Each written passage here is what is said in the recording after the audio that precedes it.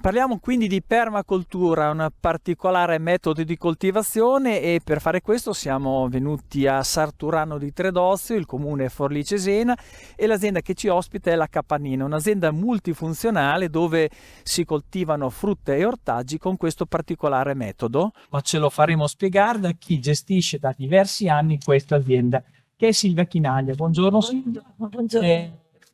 Allora, siamo nel tuo campo, la vostra è un'azienda multifunzionale, quindi Sì, producete ortaggi, producete frutta, ma siete anche una fattoria che ospita, anche sì, perché siete collocati in due percorsi, no? In due circuiti, e quindi molti pellegrini passano di qua e a volte sostano anche da voi. Allora, partiamo innanzitutto dalla descrizione di questa azienda, che è un'azienda, abbiamo detto, multifunzionale, e che adotta un particolare metodo, che è quello della permacultura, che è un mix di biologico, di biodinamico. Lo sintetizzo così. certo. Raccontaci un po'.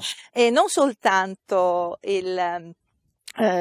diciamo, ok, biologico da sempre, permacultura da poco che stiamo studiando ancora, ma oltre a questo facciamo anche l'agricoltura organica rigenerativa. Vuol dire che tutto quello che abbiamo nella nostra, che produciamo, che facciamo, di cui abbiamo bisogno nell'azienda, lo produciamo noi, partendo da concimi, diciamo, anche la lotta stessa all'insetto infestante, facciamo i nostri vari preparati con le ortiche, con tutto quello che troviamo naturalmente nella nostra campagna. Diciamo che è corretto dire che la permacultura rispecchia un sistema razionale che si trova appunto nella natura, Sì. quindi c'è una sorta di progettazione anche del territorio per riproporre quello che avviene naturalmente, quindi evitando l'utilizzo di fitofarmaci, anche di Esatto, concimi chimici, insomma. esattamente. Sì, sì, sì. Ecco, qua vedo che voi usate insomma, le foglie che servono per concimare Per concimare e anche pacciamare. e pacciamare, quindi Sì. evitare che le malerbe possano crescere. Esatto. Utilizziamo non soltanto le foglie, ma anche molte volte le potature stesse, foglie o quello che le segature dei tagli del bosco, tutto quello che può essere materia organica noi riutilizziamo. E a proposito di materia organica, vedo che adesso c'è tuo marito in arrivo che sta facendo questa operazione di cui parlavamo. Esatto. Salutiamo, poi parleremo anche noi. Buongiorno. Allora, quindi insomma questa è un'operazione che si fa anche in questo periodo in inverno. Esatto. Torniamo a quelle che sono le vostre coltivazioni. Questo è un frutteto. Quali sono i tipi di frutto che voi coltivate? Allora, diciamo, soprattutto questa è la zona dei nostri lamponi. Abbiamo diverse varietà di piccoli frutti e varietà di lamponi stessi. Quindi qua dove vedete ci sono la coltivazione dei lamponi e lassù anche le more. Quindi voi avete anche comunque animali, poi parleremo anche di questo. E sono molto curioso di sapere un po' la storia, no? Perché Certo. tu e il marito, che dopo parleremo anche con lui, come dicevo prima, non siete di qua, insomma, siete arrivati qua circa 25 anni fa, esatto. Diciamo è stata proprio una nostra scelta. Prima io sono arrivata dal Brasile, non direttamente dal Brasile perché prima ho fatto una sosta in Germania, poi sono venuta in Italia e naturalmente ho conosciuto mio marito, ci siamo avventurati in campagna avendo l'idea di crescere insieme i nostri ragazzi, i nostri bambini in un ambiente sano, era quella l'idea.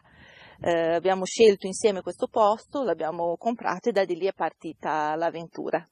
E insomma siete arrivati fin qua, E siamo arrivati fin qua, esatto. Adesso questo è un momento tranquillo perché insomma siamo in un periodo freddo, insomma febbraio, e quindi insomma Sì.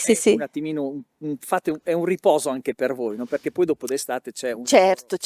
intenso, questo vuol dire anche avere comodità da un certo punto di vista, che vuol dire vivere in un ambiente incontaminato, ma essere anche distanti dal paese, quindi anche Sì. avere qualche difficoltà in più, specialmente nei periodi invernali. No, ma ci organizziamo, anche perché nonostante tutto non ci si ferma mai, perché adesso comunque è un momento delle potature e quindi il lavoro comunque in campagna c'è, però sì, è un momento anche di organizzarci per il resto dell'anno, quindi le provviste, diciamo, pensare alle nuove culture, diciamo, mettere a posto l'orto, quindi sì, è una preparazione per quello che deve venire, insomma. Adesso ci facciamo raccontare qualcosa anche dal marito, ci facciamo. D'accordo. Allora Giancarlo Baruzzi, il marito, quindi in campagna vedo che insomma sei tu che segui molte operazioni culturali. Ma sì, Abbiamo detto questo è un frutteto misto dove abbiamo sì lamponi, ma ci sono anche delle piante da frutto un po' recuperate, no? Certo. Che sono vecchie varietà che avete cercato di reintrodurre. Sì, come azienda agricola biologica abbiamo vinto un bando diciamo, del Parco delle Foreste Casentinesi, dove appunto mettevano a disposizione piante, diciamo, da frutto, ma dimenticate, nel senso che sono le antiche varietà di mela, pera, ciliegia, abbiamo un mandorlo, insomma cose che appunto non sono di grandi produzioni, ma magari produzioni tardive, essendo qui comunque a 600-700 metri di altitudine, e quindi comunque cerchiamo di farci un frutteto per noi, insomma, per il nostro uso. Poi la Silvia fa le trasformazioni in marmellate e varie cose, quindi non è una grande produzione, ma sicuramente di qualità e con sapori magari che non si ritrovano nella grande produzione, ecco. Quindi questa è una consociazione, si può dire. È un Frutti che convivono e che insomma rientrano nella filosofia della permacultura. Sì, adesso va di moda il nome Food Forest, non so se avete mai sentito parlare, è di fatto una foresta, diciamo, nella permacultura si riprende quello che è l'equilibrio del bosco, insomma, il bosco così com'è fa tutto da sé, insomma, dà da mangiare alle varie piante, c'è una sorta anche di competizione, ma di fatto c'è un equilibrio che possiamo dire appunto naturale. Ecco che in permacultura si cerca di riprendere insomma questi concetti naturalistici, per cui a nostro vantaggio cerchiamo diciamo di sinergizzare, ecco, per così dire, le varie piante, ecco. Ecco Giancarlo, io là in fondo vedo che ci sono anche degli olivi, quindi anche Sì. a questa altezza Sì. L'ulivo si mantiene e riesce a produrre? Allora, questa è una varietà si chiama la ghiacciola di Brisighella, e quindi, come dice il nome, insomma, è un po' più vocata a questi territori. Ghiacciola. Comunque, insomma, siamo proprio borderline, ecco, infatti non è che sono sviluppatissime, però insomma ci piace avere un po' di varietà, ecco, la biodiversità in questo posto cerchiamo di preservarla, ecco.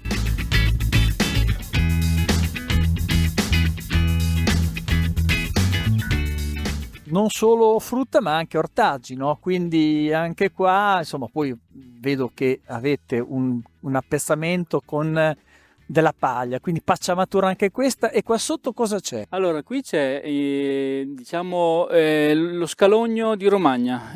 Questa è una zona dove appunto lo scalogno IGP di Romagna, il comune di Tredozzi è uno dei comuni dello scalogno, appunto, zona IGP.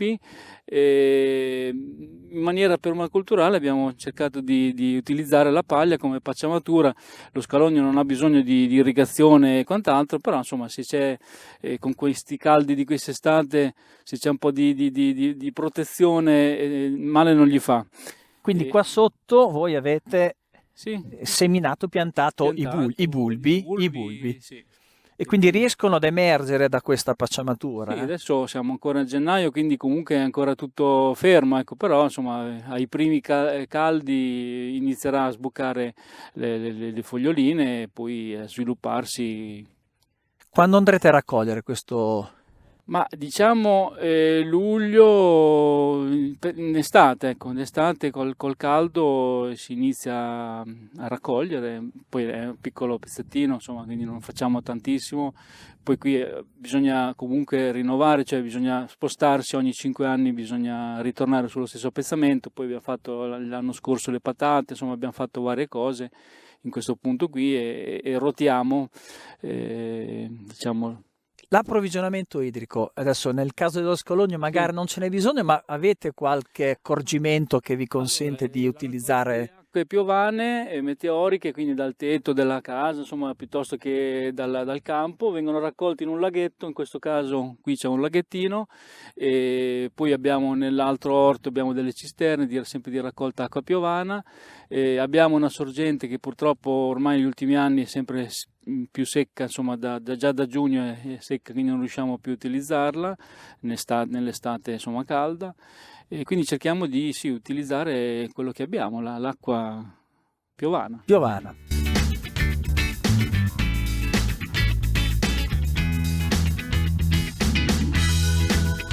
Giancarlo, poi c'è un particolare rispetto anche per quelli che sono gli ospiti, che a volte sono indesiderati, ma in questo caso voi insomma li lasciate in pace. Io vedo queste piccole montagnette di terra, queste sono talpe, come mai sono lì le talpe e le lasciate lì?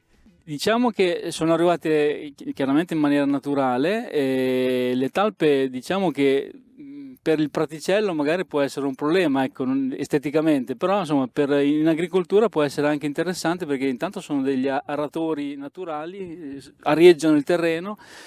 Perché sono arrivate qua? Forse perché loro, cercando i lombrichi, i vermetti, qui c'è la pacciamatura diciamo naturale che facciamo noi con i residui vegetali del bosco, delle varie attività vegetali. Evidentemente hanno trovato un ambiente idoneo per la ricerca. Insomma, si trovano bene, stanno qua. Si trovano bene, quindi diciamo ecco la sinergia. È un concetto di resilienza, cioè si fa con quel che si ha, e quindi la natura c'ha sempre il modo migliore per ottimizzare, insomma, diciamo così, la vita, ecco, perché poi è questo, noi cerchiamo di entrare in equilibrio con la natura, ecco. Quindi non utilizzando chiaramente pesticidi, veleni o concimi sintetici, non utilizzando al minimo le macchine, insomma, gli aratri o trattori, non compattando diciamo, il terreno. Ci sono varie metodiche per cui cerchiamo di accompagnare ecco, quello che è il ciclo naturale della natura. Ecco. E in questa multifunzionalità voi avete anche gli animali, no? Quindi gli animali al cortile che adesso andiamo a vedere, non solo talpe, ma insomma anche polli e altre cose. Va bene.